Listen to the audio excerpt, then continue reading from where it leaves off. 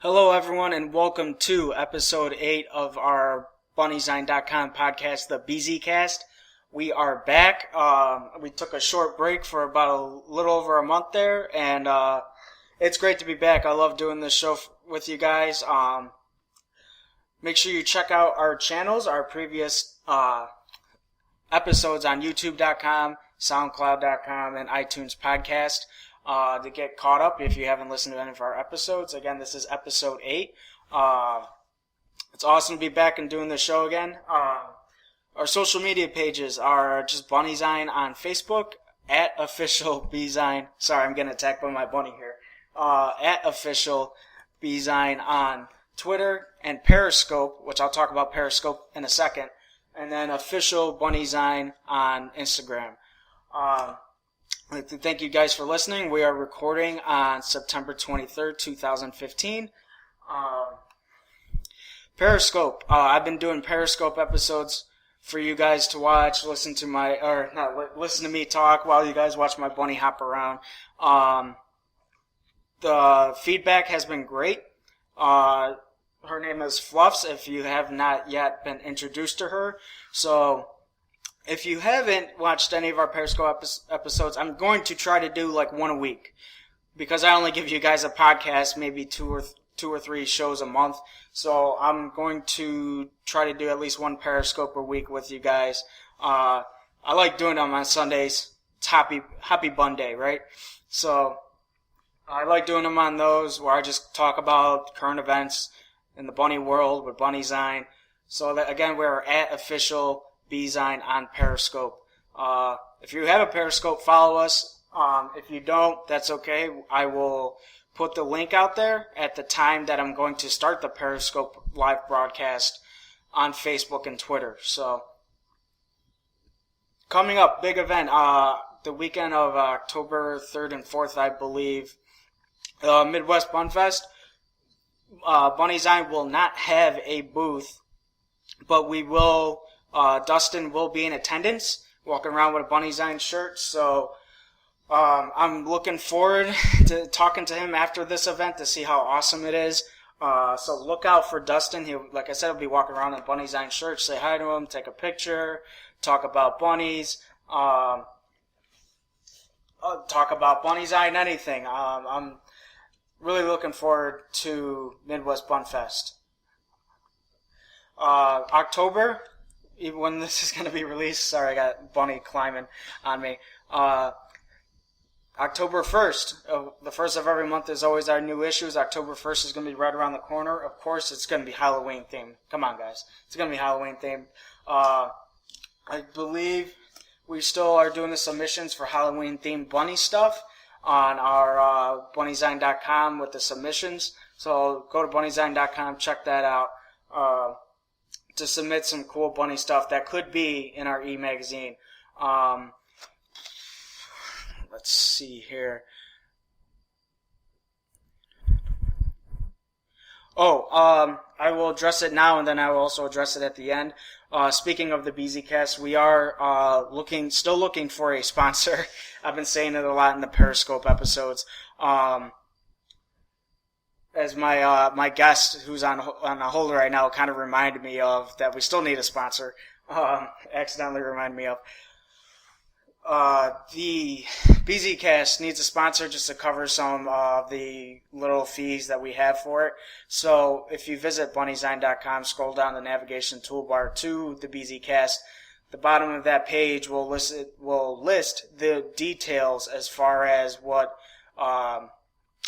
your money gets you, as far as advertising, me reading off ads, and etc. And I think that's about it for me talking for our introduction.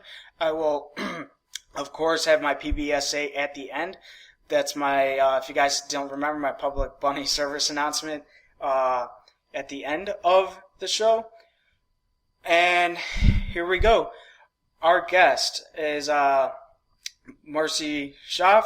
She is one of the co-founders of the Rabbit Advocacy Network, and she is also the executive director at Save a Bunny. Sorry, I got my bunny climbing up trying to steal my phone. I will bring Marcy into the show. Marcy, how are you doing? I'm doing fine. Thanks so much for having me on, and I'm really excited to talk with you and to get involved with Bunny Vine. Awesome. I'm glad you're a guest on the show. You snuck in the Facebook messages that you were doing this for 15 years. You got to tell us your how you got into your position as such a advocate for bunnies. Okay, well, I love all animals. That's something I always tell people. I had no plans at all to do anything specific with rabbits. And I was walking my dog one day, and I had thought to myself, wouldn't it be fun to have a rabbit? And there's a bunny hopping along the side of the road. And I ran back home, and I picked up supplies. I knew nothing about rabbits. I had had a couple of bad experiences growing up, rabbit in the backyard hutch and all that kind of stuff, and so I knew nothing. So I went home, I grabbed some dog food, some radishes, a flashlight because it was getting dark, a blanket, and some wildlife gloves, because I used to do fostering of skunks and possums and wild animals. Okay. So all I knew about this rabbit was that she was not wild because she was white with brown spots, and it took me about an hour and a half to catch her. Oh my gosh. And I brought her home, and I went to Safeway and bought all the wrong stuff, because that's all I knew. And I went back the next day and found out that the family that she lived with, and they had basically let her go. And I said, I'll give you $20 for her. And they said, you can have her. So that's what started it off. We named her Princess Bunarella. Oh. And I really credit her with teaching me so much about rabbits. When I first met her, my impression was that rabbits were dumb. They were hutch animals. They didn't have much personality. I just had no idea how incredible they are. And I also didn't know that a lot of vets really didn't know how to treat rabbits. And so I knew more than many of the vets who treat cats and dogs, only because I'd read a couple of articles. So this was back in 1999, and this has been a huge learning curve for me. So I learned from other people in the community. I learned by reading. I learned by living with Princess Bunarella. She lived in the house I got her spayed, and she lived in the house with us and with 3 cats and a dog. And we all got along great. So that's how it started. Wow, that's an amazing story. I mean, saving a bunny's life, and adopting a bunny, and then it just completely changes your future and what you're gonna do. I mean, that's pretty incredible. And it speaks to the power that so many people just think of as a rabbit, as whatever. It's whatever animal, but it speaks to the power of just how awesome they can be. Well, I really consider it a gift and a blessing when a rabbit hops in. No pun intended, but pun intended now. When a rabbit hops into your life, it takes a real understanding of how special they are. They're very different than most people expect. They're so different than a cat or a dog. And I find that they are so complex, and they operate on so many different levels that it really takes a willingness to understand them to really know how amazing they are. And so I didn't really get into rescue yet. And I had read that they should get a companion, and so I went looking online at the rescues, and it's actually funny at this point, but I went on a couple of rabbit dates with House Rabbit Society, with one of their chapters, and I got turned down, which I thought is a blessing, again, in disguise, because I had a dog. This is no longer an issue with them, and that's kind of a funny thing we joke about now, but I got turned down at HRS, and so I went over to San Francisco Animal Care and Control, and I was so sad when I walked in there, and I picked a huge white rabbit. I had no idea that those were the ones that were the hardest to place, because rabbit was the sweetest one in the room. Oh. And at that time, that shelter had a 90% euthanasia rate or higher. Oh my gosh. No rabbit program going on. So I said, how can I help? And I started by fostering. And then I started with 1, and then it was 4, and then it was 17. Oh my gosh. And I got good at it because my background is marketing and advertising. And by that time, I had talked with HRS, and we became one of their chapters. But that's how it started. And now, since 2003, San Francisco Animal Care Control has not euthanized one rabbit unless that rabbit is literally dying on the table. It has become one of the best shelters that I work with. And it goes to show that a lot of the shelters are willing to build a good partnership with rescues. Not all of them, but that shelter went from almost a pure kill shelter into one where the rabbits are given every chance possible. That's amazing. I mean, that's almost an unbelievable turnaround for a rescue. And like Bunnysign is all for rescues. Like it's pretty much.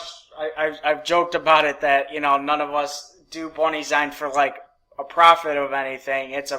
Our profit is to help rescues, like to build awareness for them. Help raise funds whenever there's a certain situation of a bunny needing medical attention and money towards that situation. We're always trying to help out in that aspect. So that's just amazing. That like drops my jaw, going from 90% to almost 0, unless the bunny is super sick. And even when they're super sick, they call and they give us the opportunity to try. We've had bunnies like a bunny named Heaven Lee. She's been adopted since that time. But she came in ripped wide open from base of her abdomen all the way up to her neck, and she was covered in abscesses. And yet they called, and we took her. But she was eating and stuff. Oops, sorry about that. She was eating and stuff, and we gave it a try, and she, within a month, was doing very, very well, and she ultimately got adopted by an incredible home. So it's nice to work with people and with rescues who want to work in a trusting relationship. It takes a lot of trust and a lot of faith that everybody's doing what they're good at. And so we ultimately became really specialized in trauma, abuse, neglect, and known for taking the worst of cases and turning them around and having them go on to live incredible lives and get adopted. That's our priority. No, that's like I said, it's it's just completely amazing. It always puts a smile on my face when you have like a group of people or a community kind of coming together for this one noble cause that really a lot of people just don't get to think about unless it's brought to their attention. Which is always just it's just one of the amazing thing of how far we've come. Well, I agree, and I like to give a lot of credit to House Rabbit Society for educating me about rabbit care. They were the best resource that I went to at the time, along with a couple of magazines. And in 2005, we did split off and become our own 501c3 nonprofit. We had our own personality, and we're a little bit rebellious and can have a little bit more of an edge to some extent. And but we've stayed in good contact with HRS, and they've been incredible in the fight against Whole Foods. But when we branched off, we really became more of a guerrilla type of rescue. We are in the shelters all the time. We don't cherry pick. We take the ones that are at their very last moment, and we take the ones that others don't want, and we'll do whatever possible to give them an incredible life. And sometimes that means the rabbit doesn't live that long, which is hard. They come in very wounded, or they come in with something that's not curable. And what we do a lot of alternative healing work. I do Reiki, and we do shamanic healing. I know some people think it's woo-woo, but it, for us, has made a huge difference in the way that these animals heal and trust and respond. And sometimes they just need a safe place, safe and loving place to land. And before they pass on, they know they are deeply loved, they are safe, and that their life had meaning. And that's really important to me. When I founded the organization, is that it be a healing place both for the animals and for people. Yeah, I completely agree with the whole the statement as a whole. We are going to go into a little bit about the Rabbit Advocacy Network and Save a Bunny, but I wanted I think everyone knows of Save a Bunny. I was just wondering if you would provide just a little bit of background about Save a Bunny and what they do. Sure, I went into a little bit of it, but we are a 501c3 nonprofit. It means we are recognized by the IRS as being a tax-deductible nonprofit organization. We are listed on GuideStar. Our finances are transparent. And nonprofit is really nonprofit. It's a very expensive operation because we take in so many injured bunnies that the cost can become astronomical for us, the veterinary bills. But we work with anywhere up to usually about 35 shelters per year. We, in the past, have rescued about 300 plus animals per year. We now have a fair number of old and sanctuary bunnies, our Late Bloomers Club. And we also do our best to always help other groups who ask for help whenever we can. We feel it's important to work together as a team. Even if there's personality differences, that's not the point. The point is always about taking care of the rabbits in need. So when we get calls from other rescues asking for help, we step in, and when we need help, we ask for help. And it's wonderful when the rabbit community can come together. So Save a Bunny has a very interesting mix of volunteers. We have a lot of professionals. We have a lot of people who are creative. We do have a bit of a rebellious, artsy, but yet professional tone and edge. We like to have fun, and we like to push the envelope just a bit. And maybe that comes from I have a East Coast corporate background in Fortune 100 marketing, which has definitely come in handy. But I don't use it that often anymore. So Save a Bunny is a place for rabbits and people as soon as you walk in to know this is a special place. And we've had an incredible healing rate with bunnies who were not supposed to be able to survive and went on to live great lives for years and years and years. And I think that's part of what sets us apart, is that's our focus. We don't care about breed. We don't care about personality. We think the cranky rabbits are funny because they're usually smart and they just want to communicate with you. We love the white bunnies with pink eyes. So we do our best to help as many as possible. And we rely on the community for donations to fund this, because we are basically run by volunteers, and our monthly vet bills can run up to $5,000 or $6,000 a month, depending on who is sick at the moment. Oh my gosh!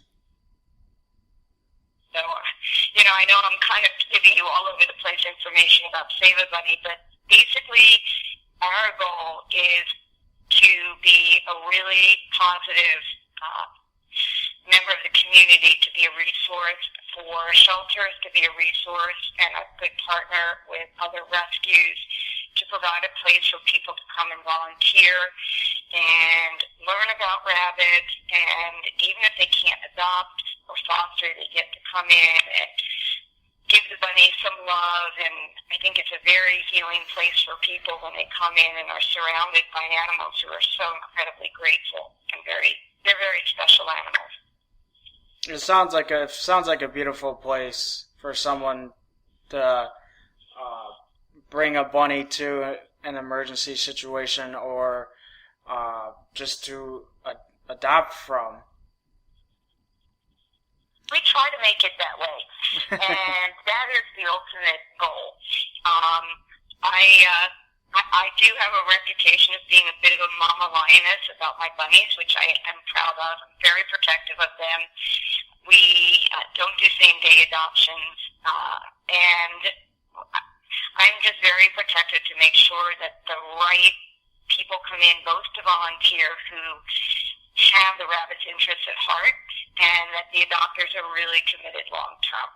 So a lot of people have been volunteering here for 15 years since the beginning. We have some very, very long-term volunteers, and I'm just really grateful for the people who have supported us and been friends to me, friends to the bunnies, because it can be very difficult to do this work. It is very emotionally challenging and exhausting, and it never ends. Yeah, I can only, I thought of that when you talked about you guys kind of, bending the envelope per se when you guys are talking to each other. This is like a completely different analogy, comparison, however you want to put it. But I noticed the same thing that when it comes to people that are in police, dispatchers. I know a few dispatchers, and they kind of have that different kind of attitude, comedic attitude, because they deal with a lot of hard things, stressful, emotional things during the day. And I know that's the way on different levels, but as far as working or helping out a rescue volunteer. That's what I'm trying to say.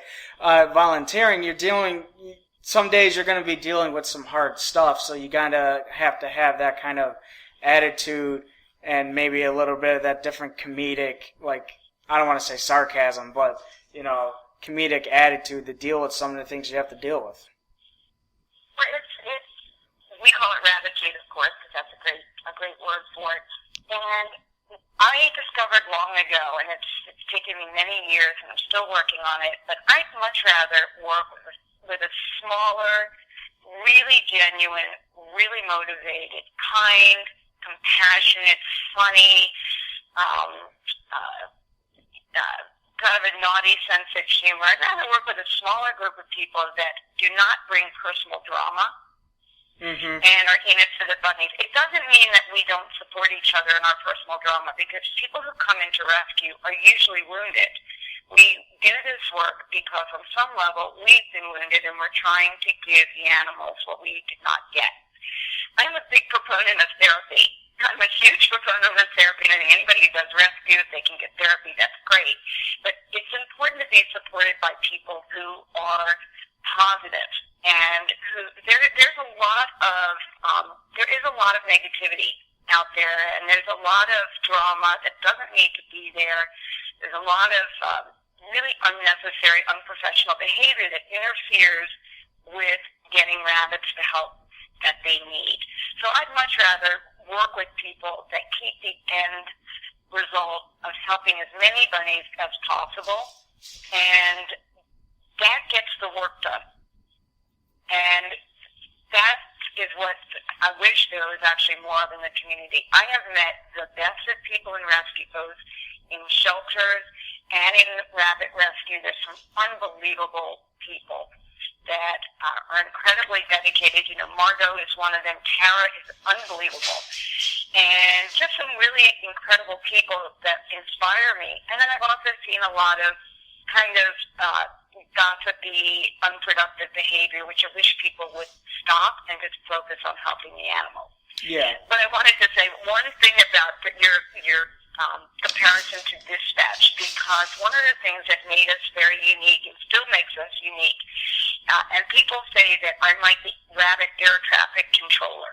And it ties into my background in marketing and advertising. I used to run a fairly large department with many employees and a fairly large budget.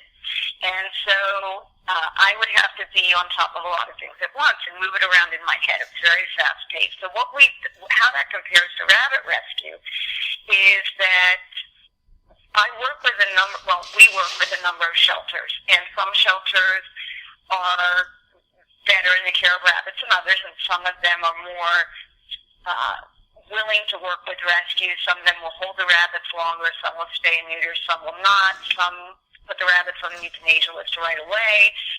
And so it's a challenge to make sure that every shelter gets what it needs. So I try to make sure that, for example, if San Francisco Animal Care and Control called, well, not San Francisco, this one, another shelter called and said, we have a sick rabbit here, and will you take this rabbit? I can often say to them, I'll take that rabbit if you're willing to take one from this other shelter who is going to be euthanized. And I'm able to then take the rabbit that needs rescue to come to me, and the one who is on the euthanasia list at another shelter goes to the shelter that I've negotiated with. Those are very few shelters, and they are shelters that have the same philosophy that we do. And the rabbit goes with a guarantee that if there's ever a problem, the rabbit must come back to us. The rabbit may never be euthanized. So it's often the only way to save as many as possible, because instead of having two rabbits come to us in one day, I'm sometimes able to get the one who really needs medical attention while there's some cute or healthy or some other deserving rabbit who's just going to get killed because they ran out of time. So I can move that one to the shelter in place for the sick one that comes here. And then, of course, we have to sun the sick one that comes here. So I do that all day long, moving bunnies to different shelters, keeping track of where they are, checking in with the shelters to see how these rabbits are doing. And that, again, takes an enormous amount of trust, both for shelters to take somebody in. If they already have bunnies coming in, they would know that if they get overcrowded, we will take bunnies out. They will never be stuck. And it takes trust for us to put a rabbit into a shelter. We don't take ours and put them into a shelter. We transfer from shelter to shelter. To do that and know that they are going to care about that rabbit. But it was a really innovative way to do things, and it has helped us save probably double the amount of lives we would have been able to otherwise. No, it sounds really efficient on that you're solving basically two issues in one situation that comes to, you have two different situations, but you're solving both of them at the same time. And that's something I have never heard of in all the conversations I've had with people with rescues, and that's very, like you said, very innovative, very efficient, and you're saving multiple bunnies at once. I don't know how you could do more in those kinds of situations. Well, it's sometimes the only way to help, because we are limited in space, we are limited in resources, and I would prefer that healthy bunnies stay at the shelter. You take them, that's fine, but build your rabbit program so that they get adopted to good homes. And don't euthanize the cranky ones or the sick ones or the old or the young or whatever. Give us a chance to rehabilitate and to get them a home, and then everybody wins. But it can be viewed a little bit controversially by some people who think that you should never put a rabbit into a shelter. But for me, I'm doing shelter-to-shelter transfers. The rabbit comes from a really bad situation. The only other option for that rabbit is the rabbit will be euthanized, or at some of these shelters, they literally give them away, or they adopt them out intact for $5. So either the rabbit comes out and I place them in a shelter that I trust, or that rabbit will die. And that's the only way to do it. So I feel like it's a worthwhile program, and it has saved countless lives. Probably at this point, after we've probably been doing this for about 10 years, hundreds and hundreds, if not 1,000 rabbits. Additionally, who would not otherwise have been helped, because I can get 5 calls like that in a day. Yeah. So it does take really being able to track it in my head and on paper, and it's something that has made us unique, and I'm really glad to have been able to have done, and I'm very grateful to the shelters who work with us. No, that's awesome. I think it's a very, very it sounds like a ton of work, but it sounds like a very efficient, good system to keep bunnies alive. And the longer a bunny lives, whether they're in a transfer from one shelter to another, still gives them a chance to find a forever home. Right, and they will never be euthanized at the shelter they get transferred to. If the rabbit is there longer than is ideal, we take the rabbit back. Uh-huh. If the rabbit gets a health issue, we take the rabbit back. If the rabbit gets cranky or whatever, we always take the rabbit back. That is the agreement, is that the rabbit must come back to us. And that's worked out great. It doesn't happen a lot, but on occasion it will. Okay. You talked a ton about Save a Bunny, and that was awesome. I also wanted to go into RAND, which is the Rabbit Advocacy Network. If you just fill in my audience, sorry, can't talk, about RAND, about the Rabbit Advocacy Network. Sure. Well, the Rabbit Advocacy Network was formed by 5 of us in my basement. That's really how it started. What happened was we heard about the petition that Lisa Rockwell had started to ban the sale of rabbit meat at Whole Foods, and we wanted to help. So I contacted her and offered help because the petition didn't have a lot of signatures, and it also needed to be reworded a little bit. And so we sat down in the basement, opened a bottle of wine, and started talking about what the objectives would be. The intention of Rabbit Advocacy Network was to bring together rabbit advocates from all over the country and even internationally. The hope had been is that people would bring their own expertise. So, for example, as mentioned, mine is marketing and advertising, and I have a press background, so it makes some sense to have me on press because I know how to talk in sound bites. So other people are good at research, and other people are creative, and so we were reaching out, trying to get the whole rabbit community to come together. The first target was Whole Foods. So the petition was one strategy, but there were so many others that needed to come into place. And I got to give Tara and Margot a huge amount of credit. Tara is just a force of nature. She's compassionate, she's intelligent, she's creative, and she's been relentless in working on this cause. And Margot from House Rabbit Society is such a unifying force. She's funny, she's very smart, and she has a way of bringing people together and finding people within the community. So we all brought our own expertise, and then, of course, there's people all over the country who started to join. So we made sure to gather resources and put them on the website, on the RAND website, so that people would have the flyers and the information that they needed. We were tracking successes, we were tracking Whole Foods comments, and so we were trying to approach this from a very strategic and corporate point of view.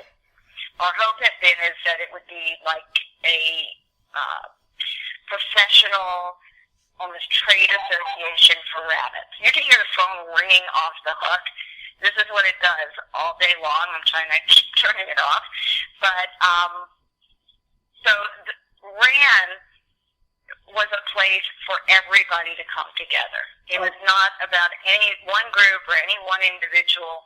It was about presenting very strong, professional, and unified voice about first Whole Foods and then other rabbit topics. So that was the goal of RAN. It didn't work for some people, but for the people who stayed in RAN, I think that an incredible community has been built. And we've made lifelong friends and brought new people into the rabbit community. A lot of people who joined RAN had never been advocates before, but the Whole Foods fight brought them in. And so there were people from all different walks of life, all different stages of activism. And it was, it's a work in progress.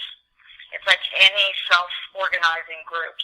And it's been fascinating to watch. It's exhausting, but I feel like it's been a huge success in getting the Whole Foods campaign to end.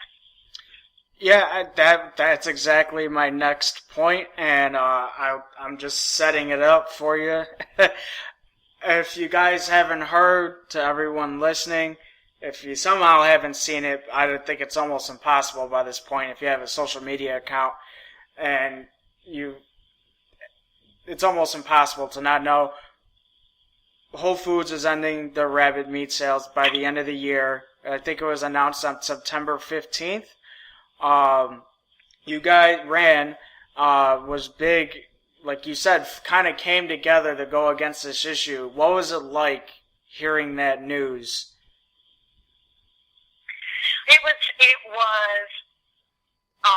It's hard to explain because the fight against Whole Foods really took a toll on a lot of us. Both Tara and I really got rather burned out on this because of just Whole Foods being such a difficult difficult company to work with. They just made it really unpleasant.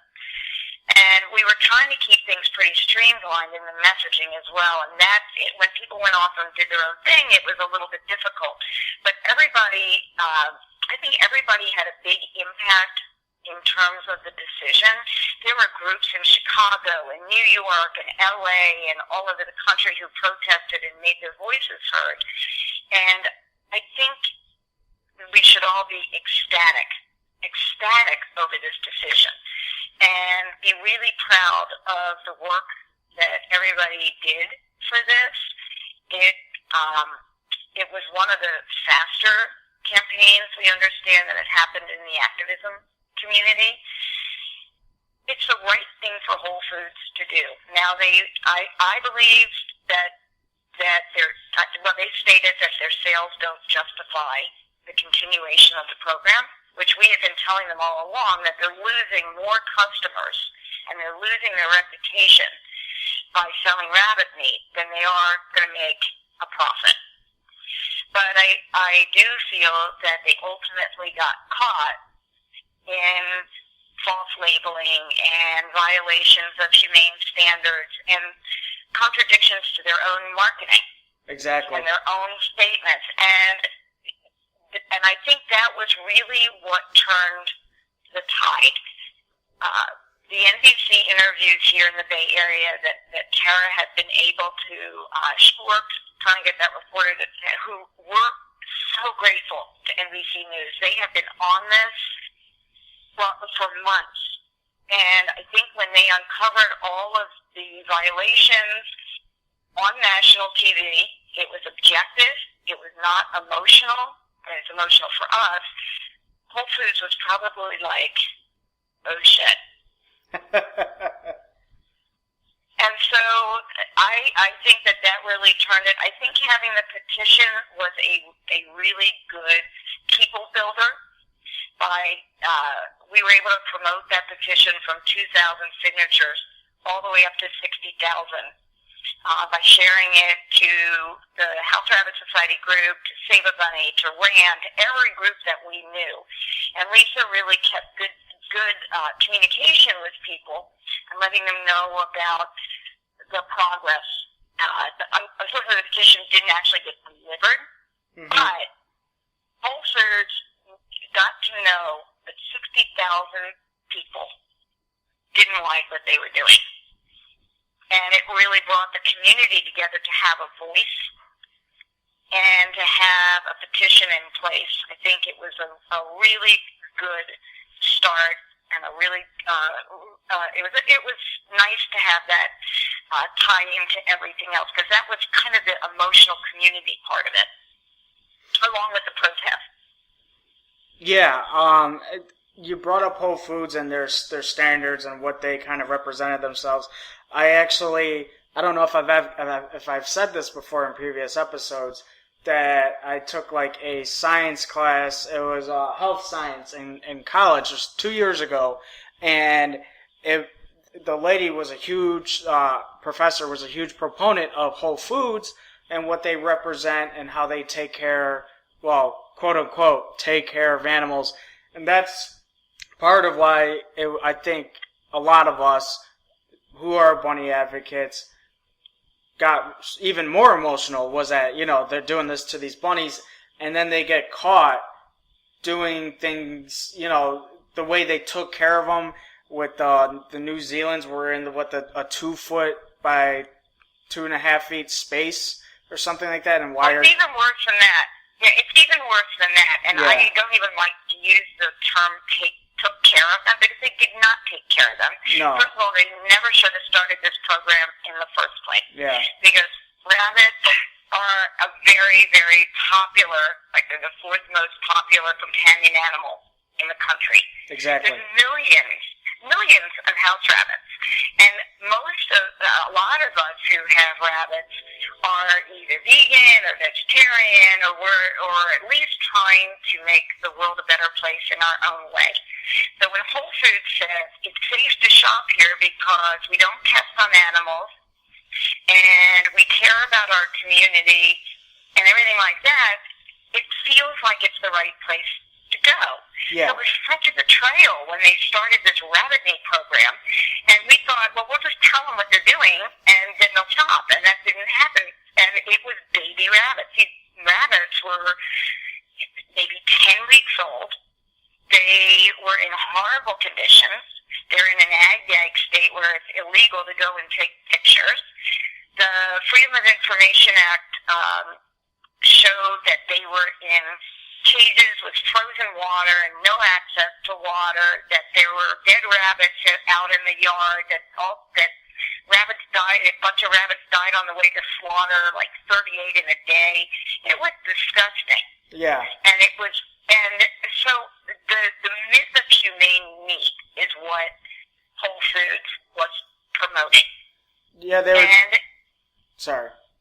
No, I'm sorry. It's just propaganda, and it's greenwashing. Yeah. And so it's been a little bit challenging to get people to understand that they're using marketing terms, but they're still adding a new meat, which is not necessary.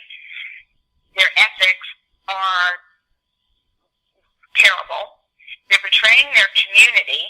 They're violating their own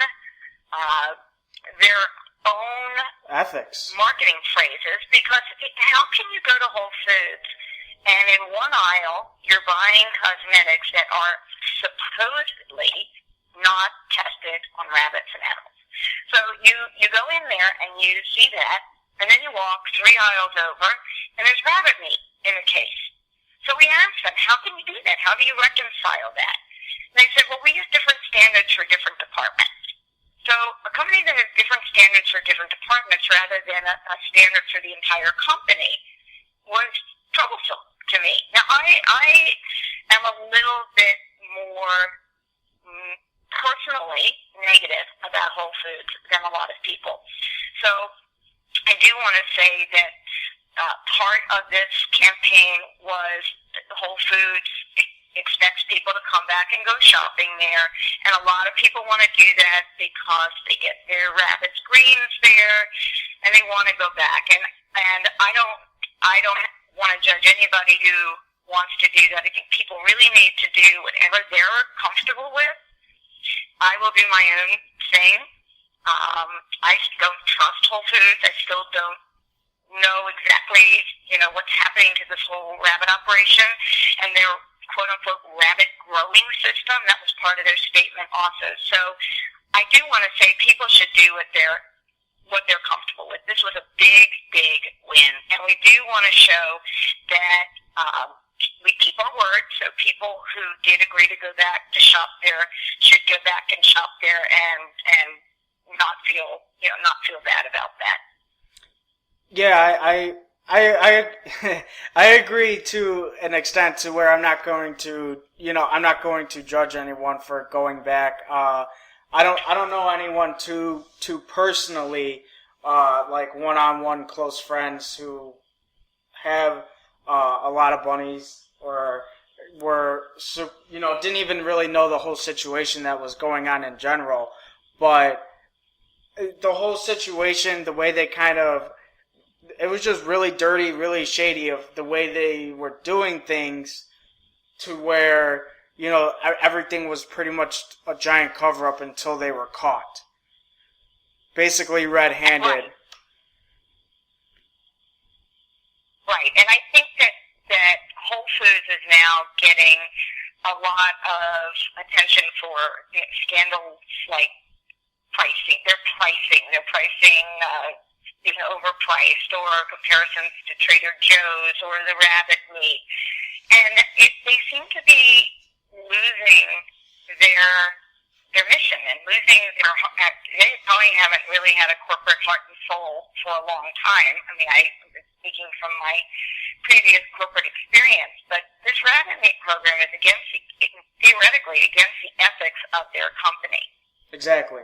And they pledged to be a good community citizen, yet they didn't listen to thousands and thousands of people who are their customers, their core customer base, who said, this is upsetting, this is disturbing, I don't want to shop there. Why are you putting a companion animal in the meat case?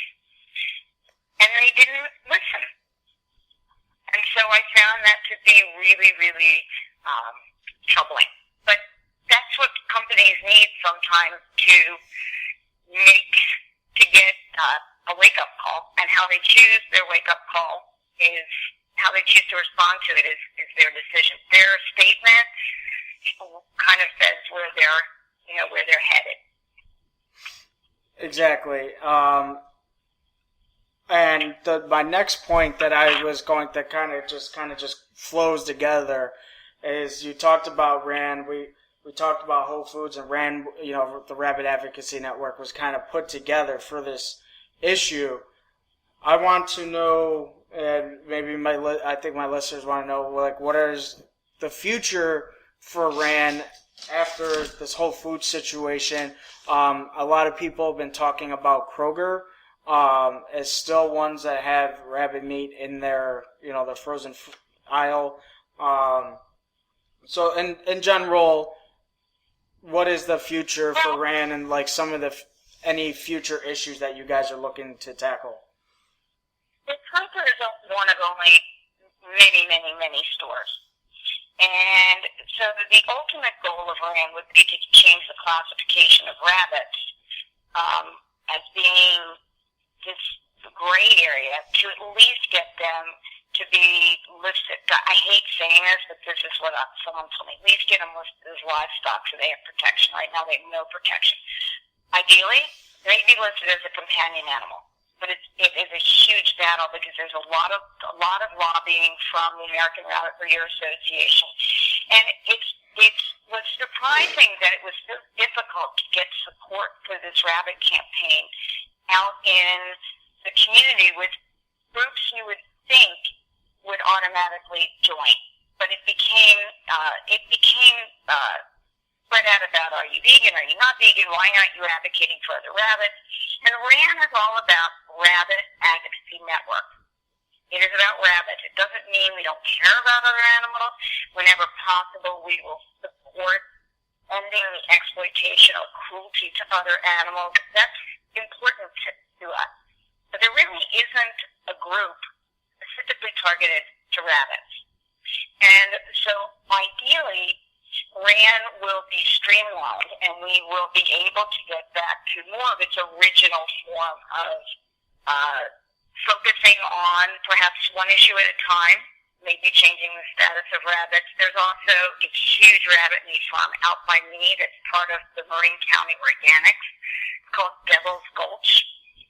And so Devil's Gulch is one of those places that promoted rabbit meat and got this whole thing started.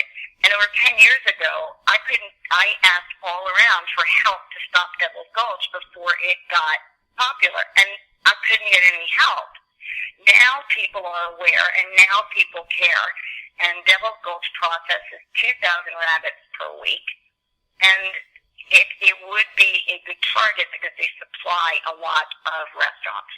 So I think for RAN, I'm not sure. I want to talk to Tara and Margot and see what their goals are as well. There's also groups that have split off that are working on other issues. Hopefully they'll stay consistent with the messaging that is going to be the most helpful.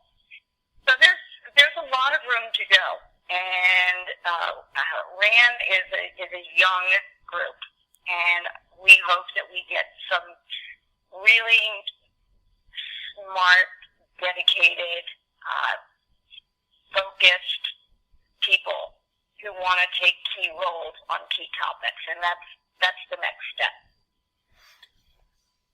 Yeah, I mean, sorry about that. It's over. You brought it up, and that's just like building awareness. I always like circle it back to building awareness for rabbits and their importance as far as, you know, companions, and kind of getting them off of that poultry. I don't know if that's the correct term. You know, the equal to the poultry and like the rabbit, you know, in like the meat industry, to where, you know, it's very, very shaky with their protection if they have any at all. So I think I always circle it back to that's like the overall goal in any issue, whether it's Whole Foods, whether it's post Whole Foods or Kroger, is the one that's like getting a lot of attention right now. And I think that the best chance for success is a group like RAN, because there's no one person who's saying, this is my campaign, or I need credit for this, or any kind of drama like that. This is about the rabbits. It's focused, it's professional, and the more the rabbit community can come together, the more powerful it will be. As long as it stays splintered, where people get into their own personal drama, the more it drains any campaign that happens. So it would be so wonderful to have a strong professional alliance that speaks out on behalf of rabbits everywhere and can target these bigger campaigns from a very professional perspective. I think the RAN website has been a tremendous resource for people. Margot created it and helped maintain it, and people from all over the country have sent in materials to use and done their own unique way of speaking up and protesting, and that's what makes it powerful, is having a united group to stand up for bunnies. There's not enough people out there to do that.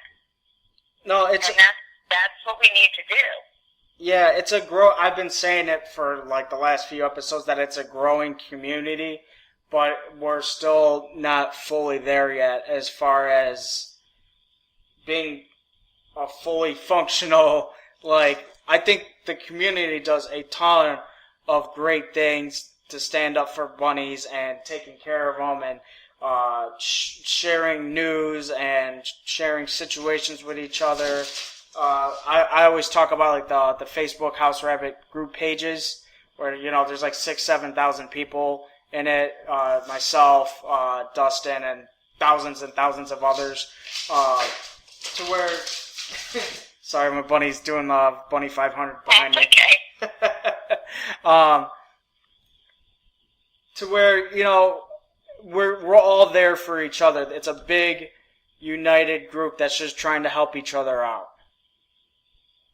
That's true, and I also do. It's my way to be direct. On the East Coast, I'm direct, but I do want to say that I believe the Whole Foods fight possibly could have ended sooner if there wasn't as much divisiveness that came out of this campaign. There's a relatively small number of people that created a lot of strife that detracted from the campaign. Okay. And no matter what anybody's personal feelings are about anybody, that has no place at all in a fight to save animal lives. It is inappropriate, it's unprofessional, and making it a personal drama and asking for tons of credit is not in the best interest of rabbits. So, I'm learning that it's, like I said, finding the right people to surround yourself with is important. Building alliances with people who are like-minded, and staying focused on the issues and not getting into personal drama. There's enough drama already in rescue. Personal drama just drains everybody. Yeah. So before, you've been awesome. Marcy, you've been awesome. We're like nearing an hour of content, which has been awesome. It's been a packed show. I asked you before the show started if there was anything that you wanted to promote about RAN or Save a Bunny or anything coming up. Was there anything that you wanted to talk about? Sure. Well, speaking about Save a Bunny first, we are, as I mentioned, grassroots. We are basically volunteer run, and we take in extremely injured animals. We always need donations. And 100% of it basically goes for rabbit medical care. Everything is focused on rabbits. So donations help to really, really help. So if people are looking for year-end donations or places to have employee matching donations, they can go to www.saveabunny.org/donate and look at GuideStar if you want to know what our finances are. And we want to invite people to join us either online on our Facebook page or come to Save a Bunny Mill Valley and volunteer, foster, be involved in whatever way you're comfortable. And that's important to us. We want to build our community. So we're looking forward to that. As I mentioned, we're probably going to have some holiday party, but we don't even know the date yet. And then it's just, we really are focused on rescue. We're so guerrilla focused that even though I have a marketing background, I rarely get a newsletter out because I'm in the shelters all the time. So, and then with RAN, again, we want that to become a well-known, well-respected, professional alliance, and it's well on its way to doing that. So I want to put it out there for people who want to devote their expertise, their time, their energy to helping rabbits in general, not just Whole Foods, but what an amazing first victory. Isn't that incredible? It is. That the rabbit community got a big victory. Not just RAN, but the entire community. So I would invite people to join RAN and make it a national and international presence that can go strongly against someone like Whole Foods or American Rabbit Breeder Association or Kroger's or Devil's Gulch or wherever rabbits need help, the organization is there. And you talked about, earning the respect and awareness of the rabbit community, and I think I could speak for everyone that knows what you guys have done to spearhead this campaign against Whole Foods. I think you just about earned everyone's, and I think RAN will build from that, because everyone will now notice how much work you guys put into this, whether they're checking your website or they're listening to this episode or they're just doing basic research on the Whole Foods situation. I think you've earned mine. I think you've just about earned everyone in the bunny community's respect. That's really nice to hear. And as I mentioned, I really want to give a shout out to Tara and Margot, who brought RAN together. And there's been so much that's gone on in the past year behind the scenes, because basically a lot of it went offline when there started to be some drama in the rabbit community, and it never stopped behind the scenes. Researching, building alliances with other organizations, it never stopped, and it took the majority of Tara and my time and life, I'm sure Margot too, and so we did it out of love for the rabbits. And we want to thank everybody in the community also. We really can't do all this work without the people in the community. And there's some awesome, awesome people out there. And so I want to make sure that they get thanked. I agree. This was a giant team effort to come together as a whole, as a community, to go against this one cause, and to where, say, you could take a deep breath and say, it's over. It's coming to an end. It's over. It was incredible when we got the news. It happened very fast, and Whole Foods put a statement out before any of us could really even do anything to put a press release out. And then we put a press release out, and then, again, because I've got a media background, we were able to follow up with NBC, and I still feel almost in disbelief, but I'm so grateful and happy about it. But I don't trust them. I still don't. So I think it's a great first step for rabbits as a whole, and it's a good first step for Whole Foods too. I think that they are catching on, that people are catching on to them. Yes, I completely agree with that. That they're need to look themselves in the mirror. A nice way to say it, and say, are we doing things the right way? So, Marcy, I would like to thank you for being such an awesome guest on the BZCast. Well, Randy, thank you so much, and thank you, Bunny Vine and Dustin and everybody for being there for the rabbits. Greatly appreciated. Really enjoyed talking with you, and glad we were able to talk about Whole Foods and RAN, and of course Save a Bunny. Me too, and we are looking forward. I'm recommending everyone right now check out RAN's Rabbit Advocacy Network, their Facebook page, their website, Save a Bunny, their social media pages, websites. Check it out, and if there's anything you can do to give them a hand, to help them out. Thank you. That's much appreciated. Anytime, Marcy. I'd like to thank you again, and wish you a good night. You too. Take care, Marcy. All right, you too. Bye-bye. Bye-bye. I would like to thank Marcy Schaaf for being such an awesome guest. That was such a ton of info. This is probably the longest episode of the BZCast we've had in a while, and it was amazing information that she provided.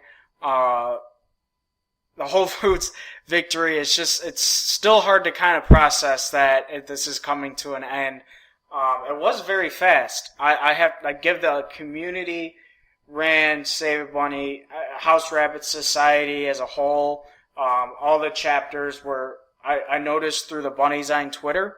I follow a ton of the House Rabbit chapters, not but Bunnyzine, but, working with the Bunnyzine Twitter. Follow a ton of the House Rabbit and Bunny rescues and chapters, and it was a very, very big team community effort to whatever news broke, whatever the LCA investigation, when it released its news of how the rabbits were, like she said, they weren't being taken care of, they were being held in captivity until their eventual slaughter.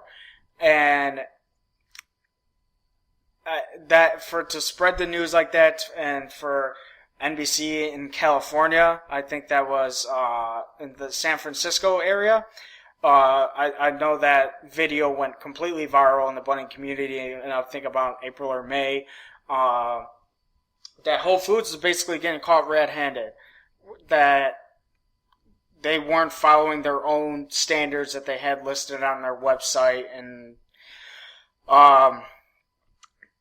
so I will go into my public bunny service announcement. That's my PBSA, and that pretty much is. There really isn't really. It's usually an opinion or just something I want to talk about. It's a little different. I just want to say thank you to the community, to all the rescues, just everyone that came together to bring Whole Foods campaign for rabbit meat down. I was very excited to see that news. Like I said, I'm speechless, like talking about it, because it just doesn't feel real. So for those, as Marcy said, over 60,000 people signed these petitions that we shared everywhere. I'm sure, I think 30 to 50,000 were signed for the LCA investigation to kind of go after them in court. It's amazing. It's really amazing. We are still a relatively kind of a small community when you think about standing up for bunnies, but we're strong. A very strong community that's there for each other, like Marcy said, to kind of put to the side some issues to come together against this one cause. I'm very, very proud of everyone, all you guys listening. Like I said, the rescues, the House Rabbit group pages, the Bunny Zine team, just everyone. I'm really, really proud of you guys, and it's just an amazing thing that we came together to help Whole Foods stop this campaign against the bunnies. Sorry, my bunny, I think is running around behind me. Fluffs is running around behind me, I think. Yep, she's running around behind me. Again, one other thing I was going to go into before I closed out the show, and that is the BZCast. I said in the beginning, the BZCast is still looking for any sponsors, anyone who's interested. So if you're affiliated with a bunny company, or have someone that's selling like a bunny product, a safe one, obviously, go to bunnyzine.com if you're interested. Scroll down the navigation toolbar to the BZCast, and on the bottom of that page is the information about sponsoring the BZCast and what you get for sponsoring our podcast, the BZCast. I wasn't sure on when to announce this, but I will announce it on this show because it will be coming out the 28th, the 27th, around there. I will be doing a special tribute episode around October 18th. I'm aiming to do it on October 18th, to record it on October 18th. October 18th is the 1-year passing of my bunny Milo. I've talked about him at length in different episodes. I'm very grateful for Dustin and Bunny Design allowing me to do this. But in this, Marcy's story just completely reminded me of it, of her seeing a bunny hopping on the street, on the side of the road, knowing that it wasn't a wild bunny, it was domesticated, brought her in, and it pretty much changed her future as, whatever she was doing at that time with marketing, as she said a bunch of times, or to go from that into becoming a bunny advocate, one of the what I like to call the bunny heroes in the community, that's amazing. That's an amazing turnaround, and it speaks to the power of bunnies and how special that they truly are. And Milo was the same way for me. I would not be involved or even really know Bunny Sign if it wasn't really for Milo. And that's crazy. That's crazy to think of that like 3 years ago. Well, 4 years ago now, actually. He would have been 5. A couple of weeks ago, he would have turned 5 years old. It's just amazing to me how adopting Milo out of someone's backyard 4 years ago completely changed how I view bunnies. I just never really thought about them. I would see a wild bunny outside, or if you went into a pet store, you would see bunnies. And that was pretty much it. I never thought of how amazing of a companion they can be. And I think that goes for a lot of us. Until we adopt our first bunny, you just kind of don't know up until you, or foster, if you decide to foster, which is also an amazing thing. You just don't know up until you have that experience. And that experience with Milo, I had him for 3 years, is something that I will never forget. It completely changed my future. I went from not really knowing what I was doing to now I'm doing a bunny themed podcast for a bunny website that does a monthly magazine and does a bunch of other fun stuff. If you would have told that to me 3-4 years ago, I would have said you're crazy. But again, that's to the power and how special Milo was, and I think that any bunny that you adopt or foster can have a different but similar effect on your life, and that's what I'm going to try to get across to you guys when I do my tribute to Milo. It will be like his story, some of the funny stuff, and I will also dive into his passing. It'll probably be a little emotional, as I'm trying not to right now talking about him. But again, that's the kind of power, that's how special he was in my life, and my wife just got married a couple of weeks ago, and now my wife's life, how special he was. Milo was just an incredible bunny, and I will never forget him. He will always be part of my heart, part of my soul. So again, on October 18th, I will be recording that episode and probably get it out to you guys a few days to a week later. And again, the point of that, telling Milo's story, is getting across to you guys who maybe listen to this show and had a bunny, or just adopting a bunny, or you lost a bunny and are kind of iffy on adopting again. I hope my story part of my story is kind of leaning you towards, my story, Milo's story, leaning you towards bunnies are special. You definitely should consider, at the very least, consider fostering or adopting. They're amazing, and they can change your future, change your life in such an awesome way. That's pretty much it that's pretty much it for the show. Again, our social media pages are Bunny Sign on Facebook.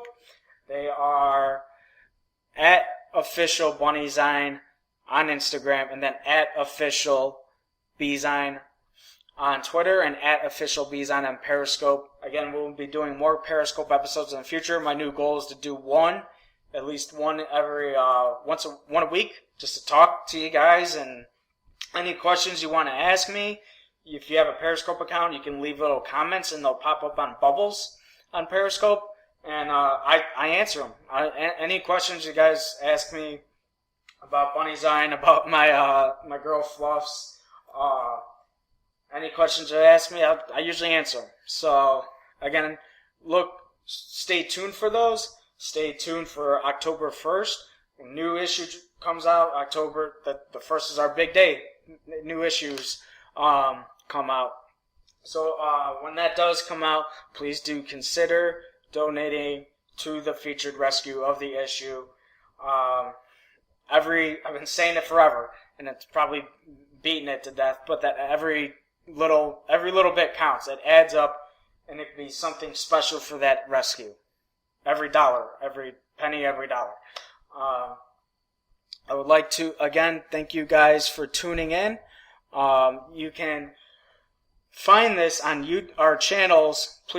I would say please subscribe. It helps our overall awareness. And if you're a fan of the show, if you're subscribed, you will most likely get an update in somewhat, or you could set it up as an update on your phone or device, whatever, to, hey, a new episode is uploaded. Click play to listen. We're on SoundCloud.com. We are on YouTube.com, and we are on iTunes Podcast. Some people aren't fully unaware of iTunes Podcast if you're not podcast listeners yet. So if you got an iPhone, you got the little purple microphone symbol on your phone, and I'm assuming they're on iPads as well. I don't know iPad, but I have an iPhone. That they're on there. You click that, you search BunnyZine, BZCast in the search, and you'll see our channel. Subscribe to it.